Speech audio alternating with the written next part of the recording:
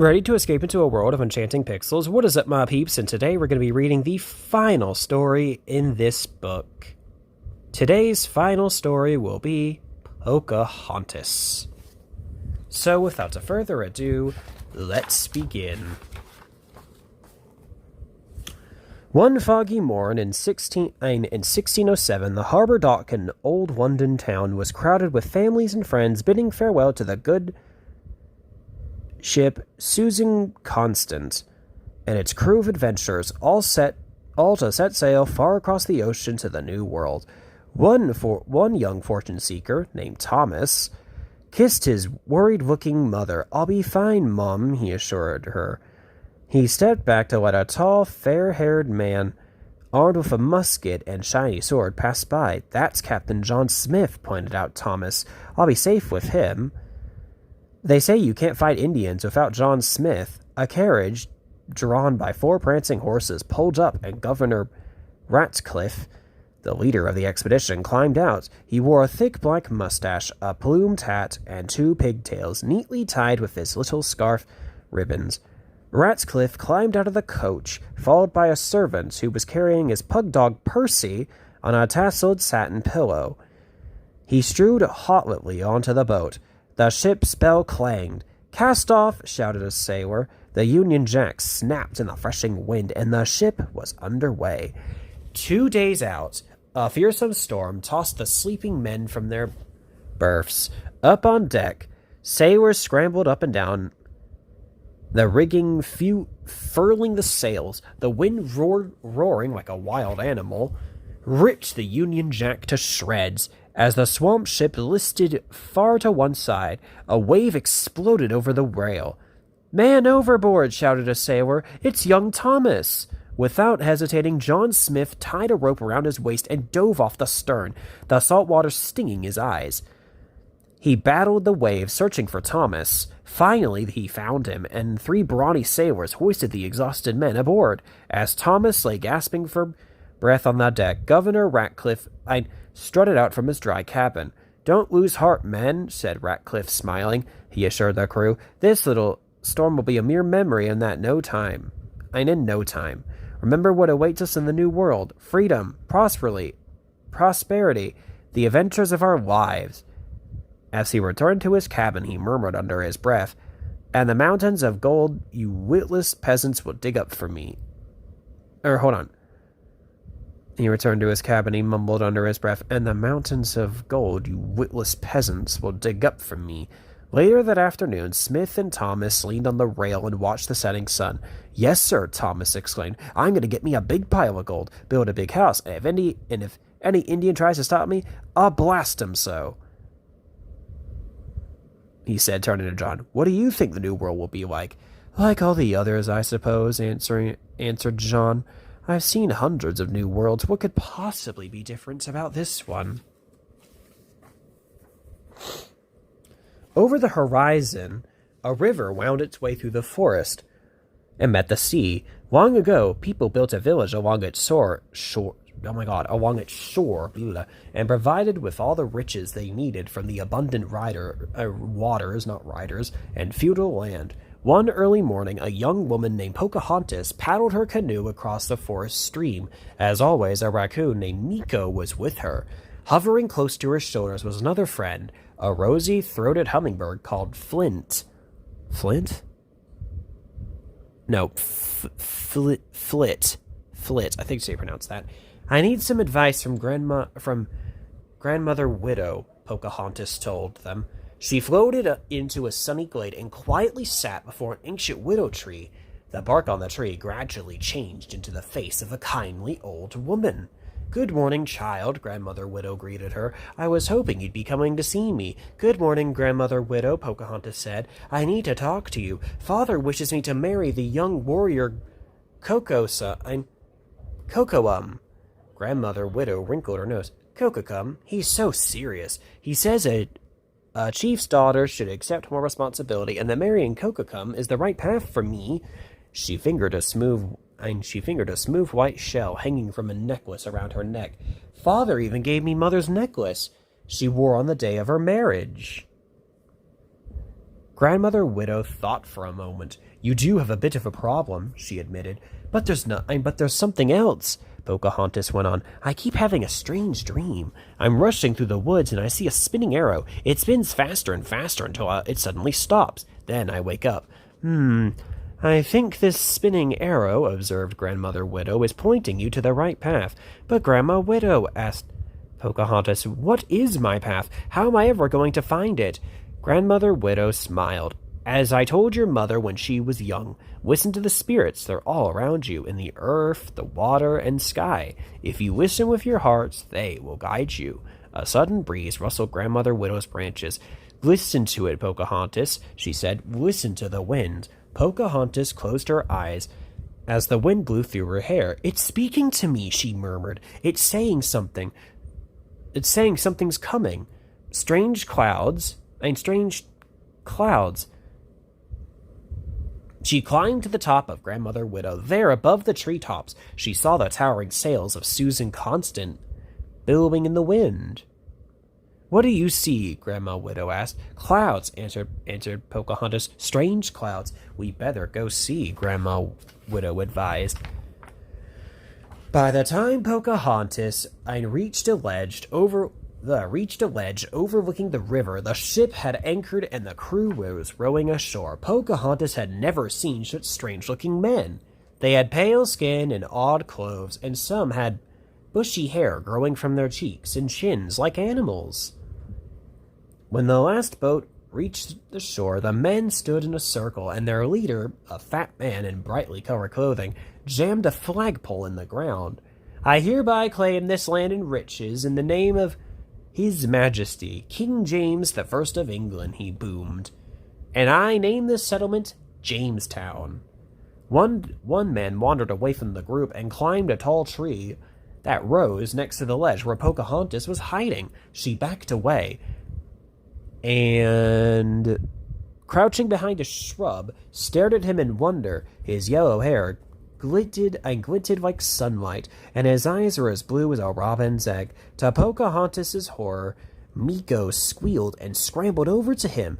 Well, you're a strange-looking fellow, the man remarked, and gave Meeko a biscuit from his pocket. Before gobbling it up, Meeko proudly held it up to show Pocahontas.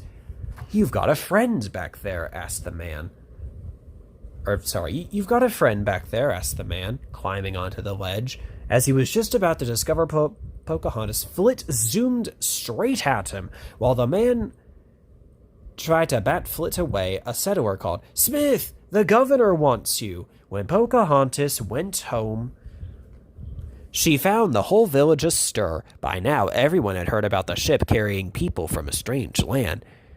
In the evening, her father, Chef Powhatan, called a meeting in the longhouse. I saw the strangers chopping down many trees, a brave reported. They seem to be building a village of their own. Another raised his voice. They are digging holes in the earth, but what do they expect to find? Powhatan spoke to the wise medicine man at his side. We must know more about these visitors. What do you see, Kikata? Kikata poured a handful of powder on the blazing fire. The coals hissed, and a plume of smoke twisted upwards in ghostly shapes. In silence, the elderly man observed them. The white men are not like us, he said, at last. They prowl like wolves, consuming all they find. Their weapons spout fire and thunder. Kocoum jumped to his feet. I will lead our warriors to the river and attack. We will destroy these invaders the way we've destroyed foes in the past. Powhatan mentioned for him to be still. In past battles, we knew how to fight an enemy, he cautioned Kocoum. But these pale visitors are strange to us. Take some men to the river and observe them. Let us hope they do not intend to stay. The next afternoon, John Smith knelt beside an icy stream. As he cupped his hands to drink, he saw in the reflection some movement behind him. In a flash, he picked up his rifle and spun around. A young woman with dark eyes and long black hair stood watching him. For a long moment, they gazed at each other's eyes, but as soon as John took a step forward, she fled. John raced after her. No, wait! Please don't run away! Finally, she stopped and turned. What's your name? Asked John. Makakaki Nataroth. I do not understand, she answered. But then, a sudden breeze like a loud whisper stirred through the forest. It was carrying Grandma Widow's words. Listen with your heart, then you'll understand. My name is Pocahontas, she said, pointing to herself. John tapped his chest. Jesus. Mine is John Smith. She introduced him to Flitz and Miko. When John shook Miko's paw, Pocahontas looked confused. Shaking hands is how we say hello, explained John. Pocahontas held up her hand and with her palm facing him, moved it in a circle. Wingapo, it's how we say hello. Just then, Miko plucked a shiny object from John's pouch and scampered off with it. Miko, stop! Cried Pocahontas, embarrassed. He can have it, said John. It's just a compass. It tells which direction you're going. I can get another one when I'm back in London. London? Asked Pocahontas. Is that your village? John nodded. It's a very big village with streets filled with carriages, bridges over the rivers, buildings as tall as trees. I like to see these things, said Pocahontas. Oh, you will, John told her. We're going to build them right here. We'll show your people how to use the land properly, and to make roads and decent houses. Our houses are fine, Pocahontas said, annoyed. But there's so much we can teach you, he continued. We've already improved the lives of savages all over the world. Savages? Pocahontas cried out, furious. She glared at him. It's just a word, John explained. You know, a term for people who were uncivilized. You mean people who were not like you, You mean people who were not like you? Pocahontas led John to a rise overlooking the rivers and trees. You people do not understand the world as we do. The creatures of the forest, every rock and every bird, the fish in the rivers, they are our brothers and sisters. We are all one with the sun, the moon, and the stars. Flitz hovered protectively above her shoulder. You, me, Miko, the raindrops and the mountaintops, Pocahontas continued. We are all a part of our mother, the earth. She formed a circle with her arms. Many people say life is like a giant hoop, with no beginning and no end. As they wandered through the forest and Pocahontas spoke about the land and her people, John began to understand. You know, Pocahontas, what you're saying is beginning to... They were interrupted by the sudden beating of signal drums. Something's happened, said Pocahontas. I have to go. John called after her. Will I see you again? But she gone.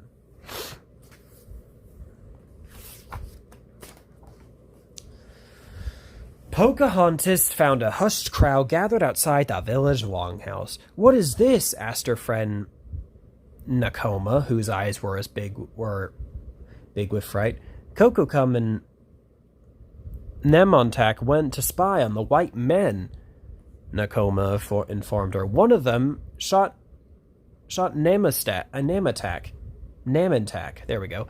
Pocahontas hurried inside and found her father and Kikata beside the wounded brave. These beasts invaded our shores, Powhatan murmured. I muttered to her. And now this? Chief Powhatan, Kikata observed. This wound is beyond my power to heal. The white men have used one of their terrible weapons. Powhatan's eyes narrowed with rage. He turned to Coco. We'll fight this enemy, he vowed, but we cannot do it alone. Send messengers to every village in our nation. We will call on our brothers to help. Powhatan strode from the longhouse and shouted to his people, The white men are dangerous. No one is to go near them. The next afternoon, Pocahontas and Nakoma were gathering corn in a sunny field outside the village. We better pick a lot, said Nakoma, tossing ripened ears into her basket. The warriors will probably be starving when they arrived. Looking up, she drew in her breath. A white man is coming from the forest. Pocahontas whipped around. It was John. Before Nakoma could call for help, Pocahontas covered her friend's mouth. Quiet, she whispered. What are you doing here? She asked John. He took Pocahontas by the hand. I didn't have a chance to say goodbye. Goodbye. Pocahontas, shouted a voice from the field. It's Kokocum, Pocahontas gasped. Nakoma, please don't say anything. Taking John's hand, she ran with him into the forest. Where is Pocahontas? Kokokum asked, approaching. Nakoma lied for her friend, but she wondered, should she have told him the truth? Pocahontas led John into the heart of the forest. You took a great risk, she said. But now that you've come, I'd like you to meet someone. Puzzled, John followed her up to a huge weeping widow. This place is pretty, said John, glancing around. And to think we came all this way just to dig it up for gold. Gold? Pocahontas asked, raising her eyebrows. Gold. It's yellow and shiny and comes from the ground. John tried to explain. It's very valuable. Smiling, Pocahontas pulled an ear of yellow corn from a woven basket slung over her shoulder. Oh, here's gold, she said, handing it to him. There's lots of it. No, John said, laughing. He took a corn from the deer skin pouch tied to his belt. This is gold. Pocahontas examined it and shrugged. There's nothing like that here. John was surprised. Are you sure? He asked. Pocahontas nodded. The men aren't going to like this, he murmured. They may just pick up and leave. Pocahontas brightened up, but then shyly asked, What about you? Will you go home too?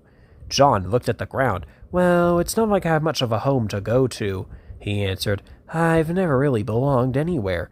You could belong here, suggested Pocahontas as she spoke. Grandma Willow's face appeared on the side of the tree. Did you see that? John cried, stumbling backwards. Hello, John Smith, said Grandma Willow. Come closer. She squinted at him for a minute. He has a good soul, Pocahontas, she decided, and he's handsome, too. John chuckled to Pocahontas. Oh, I like her. From across the glade, they heard men's voices approaching. Smith, where are you, mate? Ratcliffe's looking for you. We better go before they find us, said John. He took Pocahontas's hand. Will you meet me here tonight? Pocahontas nodded. When the moon rises, she answered. She watched him disappear and slowly took her head. And slowly shook her head. Grandmother Widow, she said, I know I shouldn't be seeing him again, but something's telling me inside that it's the right thing. Perhaps it's your dream, mused Grandmother Widow. My dream, Pocahontas I cried. Do you think he's the one my spinning arrow is pointing to? Grandma Widow smiled. Pocahontas found the villagers crowded along the riverbank. They cheered as painted warriors paddled along war canoes ashore. Kocoum's eyes shone bright. Everything will be fine, he told her. Now that our brothers are here, Chef Powhatan will wear a war council, and then together we shall destroy the white savages. As Powhatan and Kikata approached the longhouse, Pocahontas reached out and held her father's arm. Father, she pleaded, there must be a better path to follow. Why don't you talk to the white men? Powhatan scowled. They do not wish to talk. But if one of them wanted to talk, Pocahontas persisted, you would listen, wouldn't you? Powhatan sighed wearily. Of course, he responded, but it's not that simple. Nothing is simple anymore. You got that right. When John emerged from the woods in Jamestown, Thomas aimed his musket at him. Easy, Thomas. It's me, shouted John. Thomas looked stricken. I could have killed you, he stammered. Not aiming like that, John instructed. Don't close one eye when you aim. Keep both eyes open. Governor Ratcliffe stormed from his tent, gnawing on a chicken wing. Smith, where have you been? He roared. I figured out why we're not finding any gold, even with all our digging. The Indians have already dug it up and will do anything to keep it. They're hiding. John interrupted him. They have no gold. Ratcliffe wiped his greasy mouth with his hand. Who told you that? I met one of them, replied John. Thomas's jaw dropped. You met a savage? They're not savages, John said angrily, and we don't have to fight them. They can help us. They know the land and how to navigate the rivers. He pulled the ear of corn from his pouch. Best of all, they can show us how to grow food. They don't want to feed us, Ratcliffe shouted, shaking his fist. They want to kill us, and I say that anyone who so much looks at an Indian will be tried for treason. At moonrise, Pocahontas left the village and and headed towards the cornfield. Pocahontas, don't go, Nakoma pleaded, catching up to her. You're turning your back on our people. I'm trying to help our people, she replied. I know what I'm doing. Nakoma watched her friend disappear into the night. In a panic, she had to tell Kocoum. She found him outside his hut, sharpening a stone knife. He looked up at her as she approached. It's Pocahontas, Nakoma said. I think she's in trouble. While Pocahontas was hurrying through the cornfield, John slipped past the guards and through the fort gate. Young Thomas, who saw him go, was worried. He felt a rough hand on his shoulder.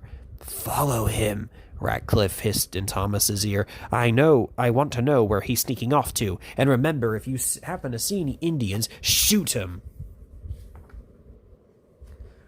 Pocahontas, said Grandma Willow. As they waited for John to come. The earth is trembling with fear. Whoops. Pushed the camera too far forward. There we go. The warriors are here, began Pocahontas. John came charging up to her. My men are planning to attack your people. You've got to warn them. Maybe it's not too late to stop this, insisted Pocahontas. You have to come and talk to my father. I don't think talking will do much good, said John. Grandma Willow dipped one of her long trailing branches into the water. Watch the ripples, she said in her gentle voice, so small at first. Then look how they grow. She nudged John with a branch. But someone has to start them. John studied the widening rings of water. All right, he said at last. Pocahontas, let's go talk to your father. Pocahontas threw her arms around John and kissed him. Without any warning, Kocoum sprang out from behind a bush. With a ferocious cry, he slammed John down and held a knife to his throat. Kocoum, stop! Pleaded Pocahontas. Thomas stepped out from the bushes, raised his musket, and carefully aimed. Both eyes open, he reminded himself. Then he fired. Kocoum cried out in surprise and pain. He was dead before he hit the ground. You killed him! Pocahontas screamed at Thomas. The glade was suddenly filled with war cries, drawing closer and closer. Thomas stood dazed. Run! John ordered. Run! No sooner had Thomas vanished into the forest than a group of warriors swarmed into the glade and surrounded John. Heartbroken, Pocahontas watched as John was taken away, and the grieving men carried Kocoum home. Powhatan trembled with rage and sorrow as they laid Kocoum's body before him. Who did this? He demanded. Pocahontas ran into the woods, and Kocoum went out to find her, a brave explained. He gestured to John, and then this white man attacked him. Your weapons are strong, but now our anger is stronger, Pocahontas said to John through Your weapons are strong, but our anger is stronger, Pocahontas said to John through clenched teeth. At sunrise, you'll be the first to die, he raised his hand. Take the white man away. But father, began Pocahontas. Powhatan spun around. I told you to stay in the village, and you disobeyed me. You have shamed your father. I was just trying to help, Pocahontas tried to explain. Because of your foolishness, Kocoum is dead, said Powhatan. He turned from her while Pocahontas buried her face in her hands. Nakoma stepped from the shadows. Pocahontas, I sent Kocoum after you. I was so worried about you, I thought I was doing the right thing. All of this happened because of me. And all of this happened because of me, Pocahontas said with tears streaming down her face. And now I'll never see John Smith again. Come with me, said Nakoma. She led Pocahontas to a tiny hut, guarded by two stern-looking warriors. Pocahontas wants to look into the eyes of the man who killed Kocoum, Nakoma told him. Be quick, they said, stepping aside. Pocahontas found John kneeling with his hands tied to a post. I'm so sorry, she whispered. It would have been better if we had never met. None of this would have happened. Pocahontas, you must listen, John told her. I'd rather die tomorrow than live 100 years without knowing you. Nakoma poked her head inside. We better go. I can't leave you, sobbed Pocahontas. You never will, John said softly. No matter what happens to me, I'll always be with you, forever. When Thomas ran yelling into Jamestown, the men grabbed their muskets and hurried towards them. The savages have got John, he cried. What'll we do? Ratcliffe whipped out his sword and waved it about his head. "It's time to rescue our courageous comrade," he yelled. "Gather your weapons. At daybreak, we attack."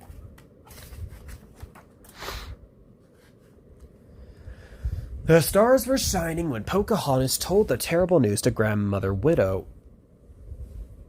"They're going to kill him at sunrise," she sobbed. "You've got to stop them," urged Grandma Willow. "I can't," said Pocahontas. "I followed the wrong path. I feel so lost."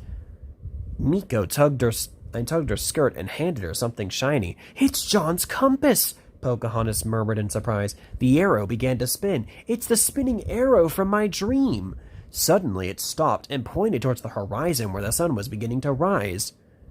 "You see," Grandma Willow said, "your dream was pointing you to John Smith. But, child, you must hurry." Pocahontas raced through the brightening woods in the distance. She could see Ratcliffe's men marching from the fort and her people gathered at the top of the ridge. A sudden wind pushed her faster and faster until she felt like she was almost flying. Powhatan stood over his prisoner and raised his war club. "No!" screamed Pocahontas, throwing herself over John. "Stand back, daughter!" demanded Powhatan. Defiant, Pocahontas looked up at him. "Father, I loved him," she answered. "If you kill him, you'll have to kill me too. Look around you. This is where the path of hatred has brought us. This is the path I choose. Father, what will yours be?" A sudden breeze sprang up, and leaves swirled around the waiting warriors. Standing silent, Powhatan closed his eyes to listen to the wind. Slowly, he lowered his club and faced his waiting men. "My daughter speaks with wisdom beyond her years," she told him.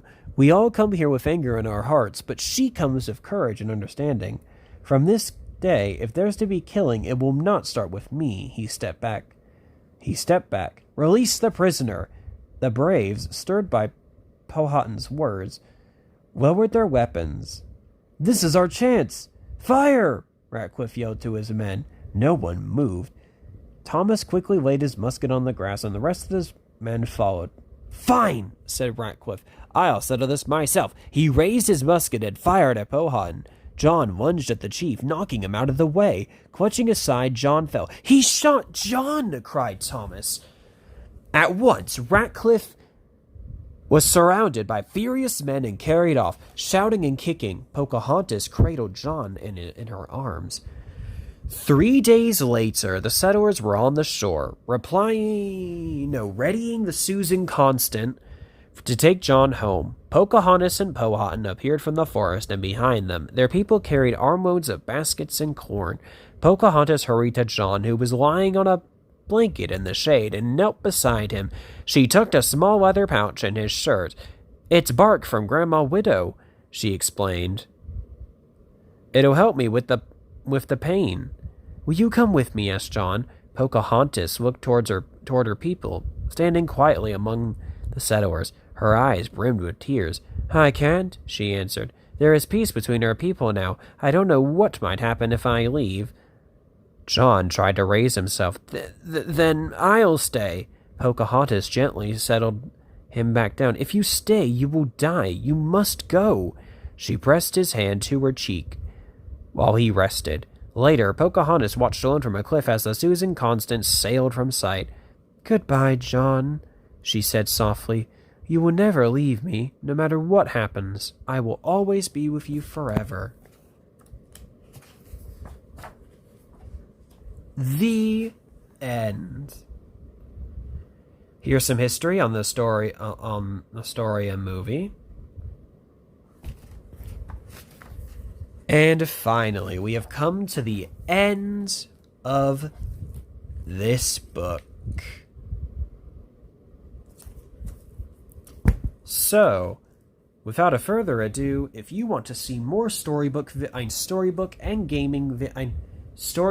gaming, and possibly Urban X exploring in the future, don't forget to like, comment, and subscribe. Talk to y'all later.